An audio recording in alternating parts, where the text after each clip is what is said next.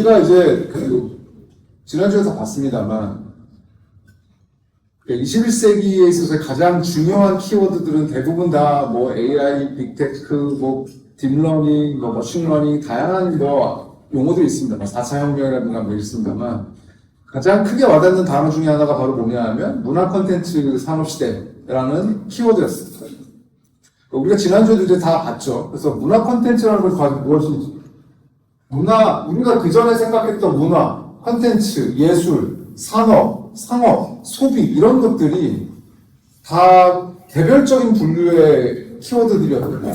이제는 이런 것들 다 통합된 형태로 하나 해서 문화와 예술과 상품과 산업, 소비 모든 인간의 행위 자체들이 콘텐츠화되어 있고 이것이 산업화되어 있는, 그것을 기술로서 구현해내는 시대를 우리가 보통 이제 4차 혁명이라고 흔히 말하고, 그것을 도와준 기술들이 대부분 다 AI라든가 뭐 AI를 구현하는 뭐 딥러닝이라든가 머신러닝이라든가 빅테크, 뭐 다양한 뭐 메타버스 이런 다양한 플랫폼 뭐 이런 용어들을 우리가 이제 막 다양하게 활용하고 있습니다.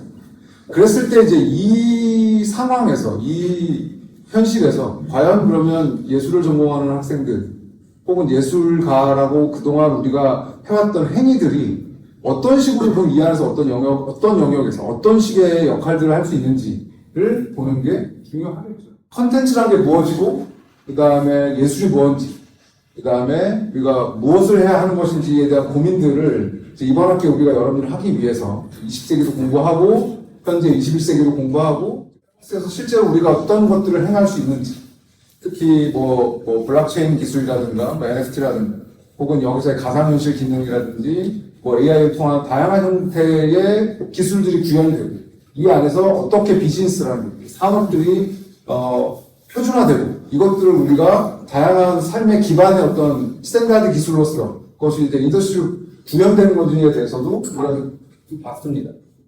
이런 상황에서 우리가 어떤 역할들을 할 수 있는지, 그리고 우리가 움직일 수 있는 영역들은 과연 어떤 게 있고, 그 안에서 과연 실제로 이것이 예술이라는 것과 우리가 전통적으로 생각해왔던 예술적인 것들, 예술이라는 것들, 그 다음에 문화라는 것들, 산업이라는 것들이 실제로 어떻게 융합되고 하나의 어떤 그 생태계로서 만들어질지, 지고 있는지, 그런 것들에 대해서 우리가 좀 볼 필요가 있겠죠.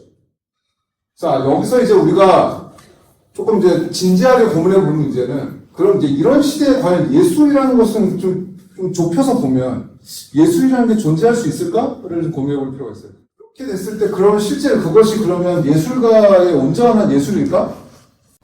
전통적인 관점에서 봤을 때, 전통적인 예술 작가의 관점에서 봤을 때 과연 이것이 그럼 실제 AI를 활용한 창작의 행위가 예술의 행위인가? 에 대해서 고민해 볼 필요가 있겠죠. 이러한 당혹스러움은 사실 역사에서도 여러 번 일어났어요.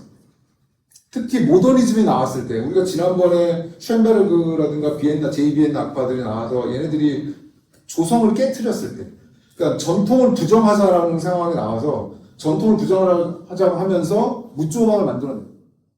엄청난 이슈였죠. 그렇죠? 마르실드 시장의 저 병기는 말하지 않는 셈입니다만, 셈이라는 저 병기 하나 올려놓는 건 엄청난 예술의 엄청난 그 이슈를 던졌죠. 경계가 청중과 예술가 혹은 뭐 예술가 만드는 창작자와 즐기는 자의 경계가 허물어지는 상태의 대중예술, 대량 생산, 팝아트 이런 것들의 새로운 어떤 영역들이 만들어지기 시작했어요. AI로 곡을 쓰는 걸 창작이라고 해야 하나? 그건 사실 나도 잘 모르겠어요. 이걸로 곡 쓰는 걸 창작이라고 해야 하나? 그냥 감각적인 행위 아닐까? 감각의 행위가 그럼 창작의 행위가 같나? 감각이 예술도 될 수 있나? 모르겠어요. 가능할 것 같기도 하고요. 아닌 것 같기도 합니다.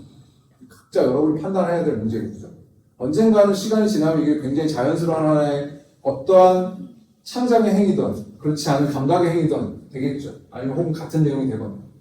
어쨌거나 이런 시대에서 우리가 한번 여러분 스스로 한번 고민을 해보고 여러분들이 즐길 혹은 여러분들이 행할 형태의 작품들에 대해서 고민을 해봐야겠죠. 여러분들이 어떤 이제 여러분만의 아이디어로 사업을 시작한다든가 혹은 어떤 서비스를 뭔가 만들어 보려고 할 때 보통 이제 여러분들의 사업 기획안, 흔히 얘기하는 이제 프로포절이라든가 이런 것들을 IR이라고 씁니다. IR. 그래서 보통 이런 자료들을 IR 자료라고 얘기를 하고요.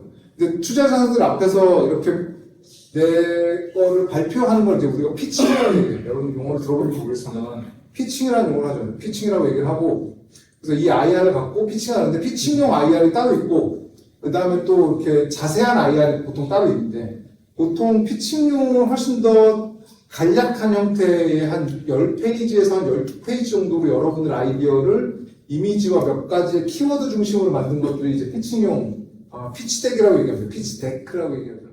하지만 아까 우리가 다양한 AI와 뭐 혹은 다양한 테크놀로지와 예술이 음악이 결합된 형태의 서비스들을 많이 봤지만 실제로 투자자들이 뭐 신한은행이나 뭐 어디 뭐 투자사들 뭐 이런 벤처 캐피탈 같은 회사들이 와서 음악도 모르고 잘 모르기 때문에 이게 뭔지 잘 몰라. 그래서 우리는 뭘 해줘야 돼?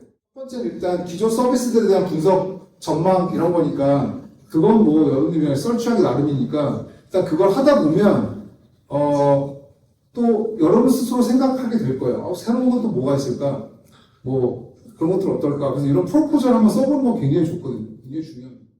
이런 서비스가 있고 이런 기술들이 이런 식으로 해서 사람들이 이거를 왜 필요로 하는지 왜 필요로 하고 이걸 사람들이 어떻게 활용하는지를 좀 실제로 여러분들이 찾아보면서 이런 게 있구나 실제 이런 것들을 좀 쓰는구나 내가 관심 없었던 부분들도 이렇게 한번 좀 볼 필요가 있고 두 번째로 어거지긴 하지만 이렇게 아이디어를 구현해내려면 이런 과정들이 필요한가를 한번 겪어보는 게 굉장히 중요해요.